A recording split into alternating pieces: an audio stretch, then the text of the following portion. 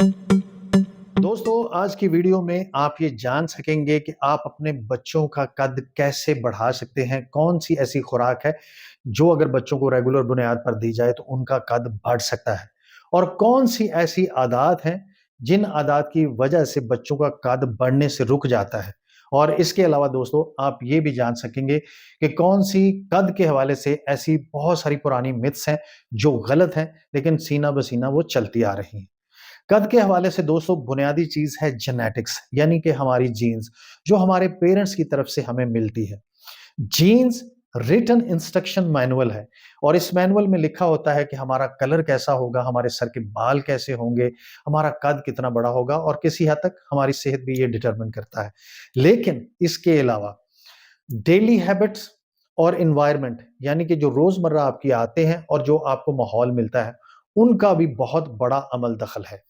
तो दोस्तों, सबसे अहम फैक्टर कद बढ़ाने में 2 हार्मोन हैं हमारी बॉडी में, जिनको एक को ग्रोथ हार्मोन कहते हैं और दूसरे को थायराइड हार्मोन कहते हैं। दोस्तों, ग्रोथ हार्मोन जो कि नाम से ही ज़ाहिर है, ये हमारे जिस्म में हमारे ब्रेन के नीचे एक ग्लैंड है, पिट्यूटरी ग्लैंड, उससे ये रिलीज़ होता है। और याद रहे, ये जब हम सोते हैं उस वक़्त ये ज़्यादा मिकदार में रिलीज़ होता है। तो ग्रोथ हार्मोन एक बुनियादी फैक्टर है हमारी ग्रोथ में। तो लिहाजा उन माँ-बाप के लिए ये इम्पोर्टेंट नुक्ता है कि जो बच्चे टाइम पे नहीं सोते या जिनकी नींद का सर्कल पूरा नहीं होता, उनमें ग्रोथ हार्मोन कम मिकदार में रिलीज़ होता है और चांसेस होते हैं कि उनका कद बढ़ने से रुक जाए। दूसरा हार्मोन जिसे मैं अभी आपको ज़िक्र किया कि थायराइड हार्मोन, ये थायराइड ग्लैंड से निकलता है, और इसके जो बुनियादी जुज़ हैं वो सेलेनियम और आयोडीन हो। अगर किसी भी बच्चे में सेलेनियम और आयोडीन की कमी हो जाए, तो उसका ये हार्मोन इनइफेक्टिव हो जाता है। थायराइड हार्मोन आपकी हड्डियों की ग्रोथ में, और इसके अलावा दोस्तों, आपके जिस्म के हवाले से जो मेटाबॉलिज्म है, उसके हवाले से ये बड़ा अहम रोल प्ले करता है। तो ये ज़हन में रहे कि ये 2 बेसिक हार्मोन्स हैं आपके जिस्म से निकलने वाले, जो आपके बच्चों की ग्रोथ में इम्पोर्टेंट रोल प्ले करते हैं। अब ये बहुत सारे लोगों का सवाल है कि 18 साल के बाद क्या हमारा कद बढ़ सकता है?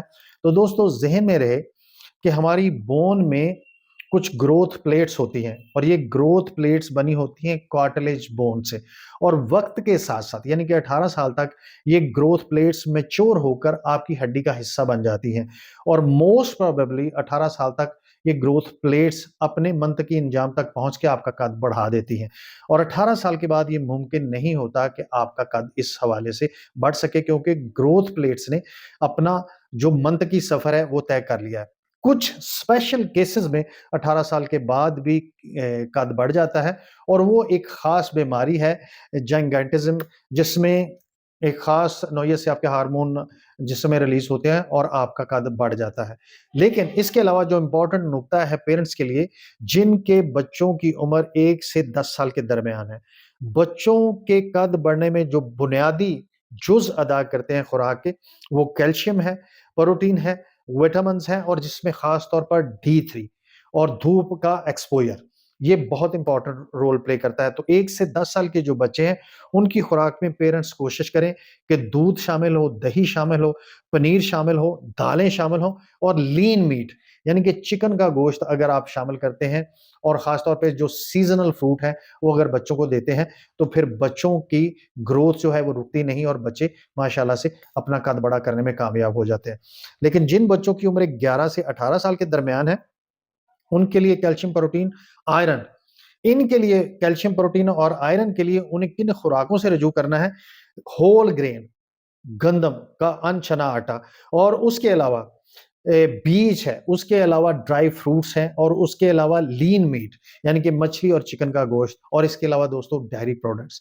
ये अगर आप अपने बच्चों की खुराक का हिस्सा बनाते हैं, और उसके साथ विटामिन D3 का जो लेवल है उसको चेक रखते हैं, तो डेफिनिटली आपके बच्चे आपकी जीन्स के तहत सफ़र करते हुए एक अच्छा कद-काठ जो है उसको अचीव करने में कामयाब हो जाएँगे। तो ये बुनियादी चीज़ें हैं आपके कद बड़ा करने के लिए। अब जो सदियों से गलत मिथ्स बनती हैं और सीना-ब-सीना मुंतकिल हुई हैं, दोस्तों, सबसे पहले कोई एक्सरसाइज़ ऐसी नहीं है। एक्सरसाइज़ सिर्फ़ आपकी सेहत बेहतर करती है और किसी हद तक आपकी सेहत को जला बख्शती है। लेकिन कोई एक्सरसाइज ऐसी नहीं है, बिल्कुल टोटल गलत मिथ्स है कि जी लटकने से कद बढ़ता है। लटकने से वक्ती तौर पर आपके लिगामेंट्स स्ट्रेच हो जाते हैं, आपकी स्पाइन स्ट्रेच हो जाती है, लेकिन कद नहीं बढ़ता। लेकिन जब आप नींद पूरी करते हैं तो उस हवाले से आपके ग्रोथ पीरियड में नींद का पूरा होना ये अहम रोल प्ले करता है। इसके अलावा दोस्तों कोई दवाई, बहुत सारे लोग ये कहते हैं कि 18 साल के बाद अगर ग्रोथ हार्मोन आप इंजेक्ट करवाएं मसनूई तरीके से तो क्या आपका कद बढ़ सकता है? कतई ऐसी बात नहीं है। कोई मेडिसिन, कोई हार्मोन ऐसा नहीं अभी तक इजाद हुआ कि जो आप इंजेक्ट करवाएं और आपका कद बढ़ जाए। हाँ, अलबत्ता इससे आपकी सेहत खराब होने के चांसेस 100% है। इसके अलावा दोस्तों वजन उठाने से और कूदने से, फलांगने से बच्चों की ग्रोथ नहीं रुकती। ये भी मिसकंसेप्शन है।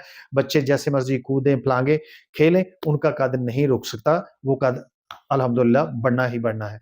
इसके अलावा दोस्तों ज़हन में रहे कि कद आपकी शख्सियत का एक छोटा-सा पार्ट है। ये आपकी शख्सियत का मुकम्मल हिस्सा नहीं है। इसलिए इस पे बहुत ज़्यादा फ़ोकस होने की ज़रूरत नहीं है। अगर बाय जीन्स आपका कद छोटा है, तो सिर्फ़ और सिर्फ़ आप देखिए कि अगर सचिन तेंदुलकर, आमिर खान, नेहा कक्कड़ जैसी हस्तियाँ सोचती कि हमारा कद छोटा है और वो ज़िंदगी में कोशिश ना करती, तो वो कहाँ खड़ी होती। लेकिन उन्होंने अपने इस ख़ामी को, जिसको हम समझते हैं कि शायद कद छोटा होना ख़ामी है, उन्होंने इसको पसे-पुश्त डाला और ज़िंदगी में मेहनत की और उनकी शख्सियत इतनी कदावर है कि उन्हें बड़े कद की ज़रूरत नहीं है। अल्लाह ताला हम सबको और हमारे बच्चों को वो जो ख्वाहिशात रखते हैं, वो ख्वाहिशात उनकी पूरी करे और उनको सेहत और तंदुरुस्ती वाली ज़िंदगी अता फ़रमाए। दोस्तों मेरी इस वीडियो की वजह से अगर आपके नॉलेज में इज़ाफ़ा हुआ है या आपकी ज़िंदगी में कोई बेहतरी आने के इम्कानात हैं, तो मेरी वीडियो को लाइक कीजिए, मेरे चैनल को सब्सक्राइब कीजिए और इस वीडियो के अच्छे कंटेंट को मैक्सिमम शेयर कीजिए।